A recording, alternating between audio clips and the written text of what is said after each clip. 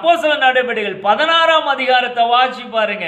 16ஆம் அதிகாரம் 6 12 வரையிலான வசனத்தை வாசித்து பார்த்தீங்கன்னா, அப்போஸ்தலனாகிய பவுலுக்கு அவனுக்குள்ள இருந்த ஆவியானவர் எவ்வளவு அழகா அற்புதமா எந்த நாட்டுக்கு நீ போகணும், எந்த நாட்டுக்கு நீ போகக்கூடாது அப்படிங்கிறத தெளிவாய் காண்பிக்கிறார். அப்போஸ்தலர் 16:7 வாசி பார்த்தீங்கன்னா, மீசியா தேசம் மட்டும் வந்து பித்தினியா நாட்டுக்கு போக பிரயத்தனம் பண்ணினார்கள். அவன் யோசிக்கிறான் பவுல் மண்டையில, ஆஹா பித்தினியான்னு ஒரு தேசம் இருக்குது, அந்த தேசத்துக்கு போய் ஊழியம் செய்யலாம்ப்பா அப்படின்னு யோசிக்கிறான்.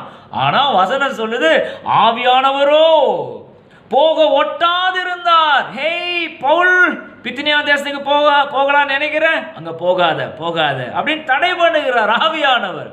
அப்ப எங்க சார் போறது? நைட்டு தூங்கிட்டு இருப்பான் இருக்குது. தரிசனத்தில் அப்படியே பக்கத்தில் இருக்கிற மக்கதோனியா தேசத்திலிருந்து ஒரு ஆள் வந்து நிற்கிற மாதிரி தரிசனத்தில் பார்க்குறான். அவன் வந்து நின்று, பவுல் எங்க ஊருக்கு வாங்க, இயேசுவை குறித்து எங்களுக்கு அறிவிங்க அப்படிங்கிற மாதிரி மக்கதோனியா தேசத்திலிருந்து ஒரு ஆளை தரிசனத்தில் கொண்டு வந்து நிப்பாட்டி பரிசுத்த ஆவியானவர் பவுலுக்கு கைட் பண்றாரு. பவுல், பித்தினியா தேசத்துக்கு போலான்னு நினைக்கிறியா? போகாதப்பா, மக்கதோனியா தேசத்துல உனக்கு பெரிய ஊழியத்தை வச்சிருக்கிற, அங்க போப்பா அப்படின்னு பரிசுத்த ஆவியானவர் கைட் பண்றாரு.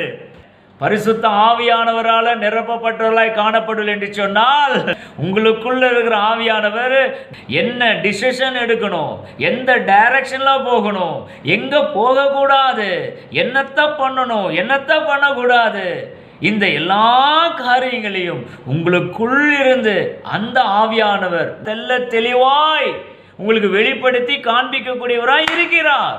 ஒரே ஒரு அடிப்படை காரியம் என்ன தெரிந்துக்கணும்னா, அந்த ஆவியானவரோடு எந்த அளவு நீங்க அந்யோன்யமா ஐக்கியமா இருக்கிறீங்களோ அந்த அளவு தான் இதெல்லாம் பாசிபிள்.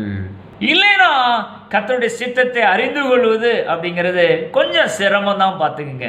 ஏன்னா நிறைய பேர் கர்த்தருடைய சித்தம் இன்னதுன்னு தெரிந்து கொள்றதில்ல, ரொம்ப கடினமா இருக்குது சார் அப்படின்னு சொல்லி நான் கேள்விப்பட்டிருக்கிறேன். ஏன் கடினமா இருக்குது அவங்களுக்கு அப்படின்னா, ரொம்ப சிம்பிள், பதில் ரொம்ப எளிமையானது. கடவுளோடு எந்த அளவு அந்யோன்ய ஐக்கியத்தில் ஃபெலோஷிப் இருக்கிறாங்களோ அந்த அளவு தான் கர்த்தர் தம்முடைய இருதயத்தில் இருக்கிற காரியத்தை தம்முடைய பிள்ளைகளுக்கு வெளிப்படுத்தி காண்பிக்கக்கூடியவராய் இருக்கிறார்.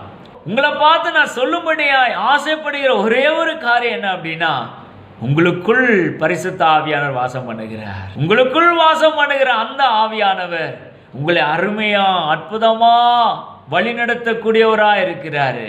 Praise the Lord.